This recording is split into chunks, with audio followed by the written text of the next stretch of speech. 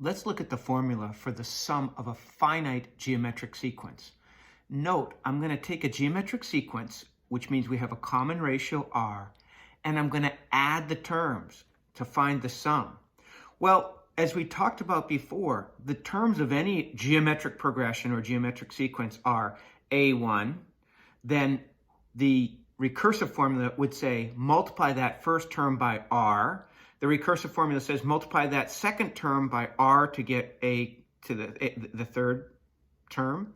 To get the fourth term, a4, we take this and multiply by r. So I keep on multiplying the previous term by r to get the next term until I get my general term, an, is equal to the first term times the common ratio raised to the n minus 1 power.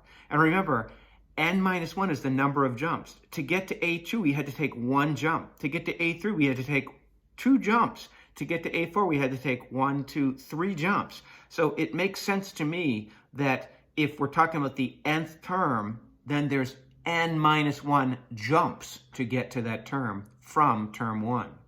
Note that the common ratio here can't be 1. If the common ratio was 1 and I multiplied a1 times 1 times 1 times 1 times 1, it would be a very boring sequence, which would be a1, comma a1, comma a1, comma a1. Notice I didn't end with dot, dot, dot, so it's a finite sequence. Well, the sum of n terms is the first term times the quantity 1 minus the common ratio raised to the nth power, which is the number of terms, all divided by 1 minus the common ratio. Note, you should be able to understand this. I'm taking the sum of, well, what did I put there? I put the general term. Because my index was I changed the n to I. And I'm going from I all the way up to n. So hopefully this summation notation rings a bell to you. Find the sum. I'm given a series written in summation notation. The first thing I want to do is investigate, what does this series look like? So I know there are 12 minus 1 plus 1. There are 12 terms. If you don't like that method that I have, and my method is top minus bottom plus 1 will give me the number of terms. Of course, you could look at this and say, well, I'm going from 1 to 12. I have 12 terms. But it gets a little confusing sometimes. So I do suggest you say top, your limit, minus your starting point, plus 1. 12 minus 1 plus 1 is 12. Or use the finger method. Substitute in a 1, a 2, a 3, a 4, a 5, 6, 7, 8, 9, 10, 11, 12. Okay, there's 12 terms.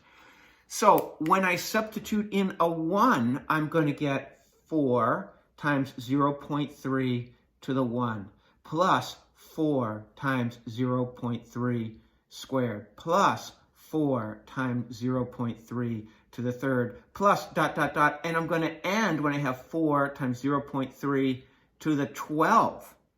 That's where I stop up there. Well, this means that A1, my first term, is 4 times 0.3, which is 1.2. I can do that without a calculator. My R is this divided by that, and this divided by that. Hopefully you can see that the 4's will cancel out, and two of the 0.3's will cancel out, leaving those with 0.3.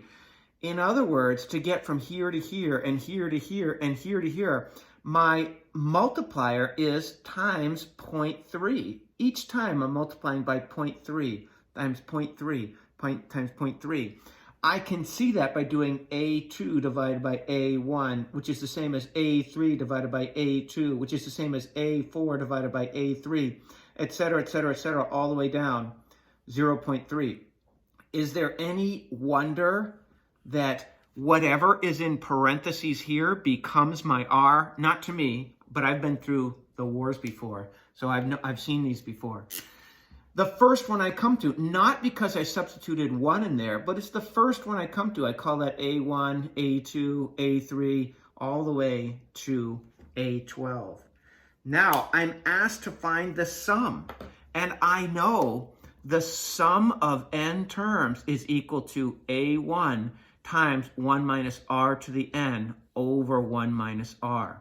So the sum of 12 terms, that was important for me to realize that there were 12 terms, or top minus bottom plus 1, is A1 Well, I can substitute 1.2 in for A1 times 1 minus our R value is 0.3 to the n power. And we know that the number of sums that we want is 12 all over 1 minus R.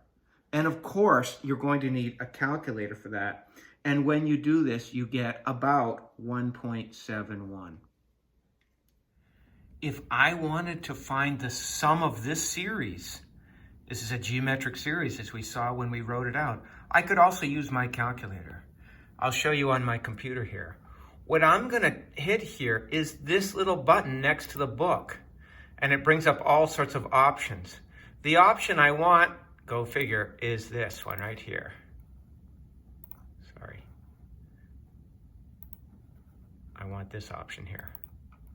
All right, so now I'm going to say that n equals 1, and my top limit here was 12, and my function was 4 times, and we had, sorry, not 49, but 4 times 0.3, and that was all to the nth power.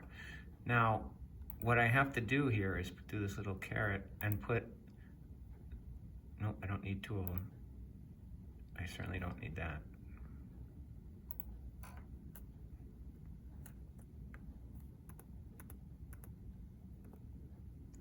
I'm going to put this to the nth power here. Oh, goodness gracious. I'm trying to put it one time to the nth power. All right, now I'll click enter, and it gives me that 1.71 we saw before.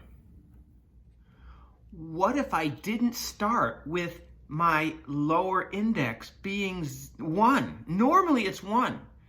Now I'm going from 0 to 12. Well, there's more terms. 12 minus 0 is 12, plus 1 is 13 terms. Don't believe me? Use the finger method. Plug in a 0, 1, 2, 3, 4, 5, 6, 7, 8, 9, 10, 11, 12.